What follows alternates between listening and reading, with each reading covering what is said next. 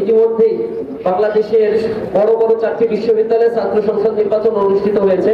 ঢাকা বিশ্ববিদ্যালয়, জাহাঙ্গীরনগর, এরপর চট্টগ্রাম বিশ্ববিদ্যালয় এবং রাজশাহী বিশ্ববিদ্যালয়ে ছাত্র সংসদ নির্বাচনের মধ্য দিয়ে বাংলাদেশের ক্যাম্পাসগুলোতে এটা প্রমাণিত হয়েছে যে ক্যাম্পাসগুলোতে সুস্থ ধারা একটি রাজনৈতিক চর্চা এবং নির্বাচিত হওয়ার পরে নির্বাচিত প্রতিনিধিরা তারা যেভাবে শিক্ষার্থীদের জন্য কাজ করে যাচ্ছে, নিঃসন্দেহে সেটি অনেক বেশি প্রশংসার দাবি রাখে।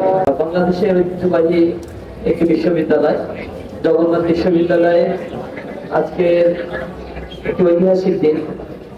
প্রতিষ্ঠার পর থেকে প্রায় দীর্ঘ 25-20 বছর প্রতিষ্ঠাকালীন সময় পার করলেও এই বিশ্ববিদ্যালয়ে ছাত্র সংসদ নির্বাচনের কোনো ইতিহাস নেই।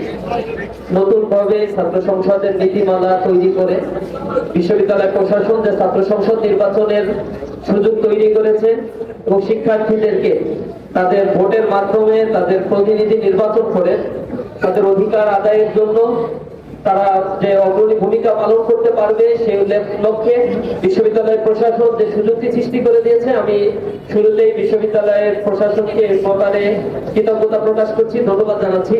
পাশাপাশি কৃতজ্ঞতা জ্ঞাপন করছি সাংবাদিক বন্ধুদেরকে, জাতির জাগ্রত বিবেক হিসেবে আপনারা নিরলসভাবে চেষ্টা করে যাচ্ছেন।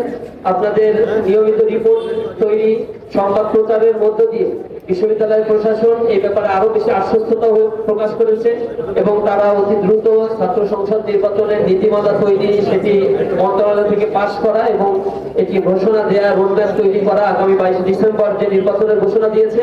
এজন্য নিঃসন্দেহে আপনাদের অনেক বেশি কন্ট্রিবিউশন রয়েছে, সাংবাদিকদের প্রতি আমি কৃতজ্ঞতা প্রকাশ করছি। পাশাপাশি এখানে যারা উপস্থিত রয়েছেন সকলকে আন্তরিকভাবে ধন্যবাদ, মোবারকবাদ জানাচ্ছি। আসসালামু আলাইকুম ওয়া রাহমাতুল্লাহ।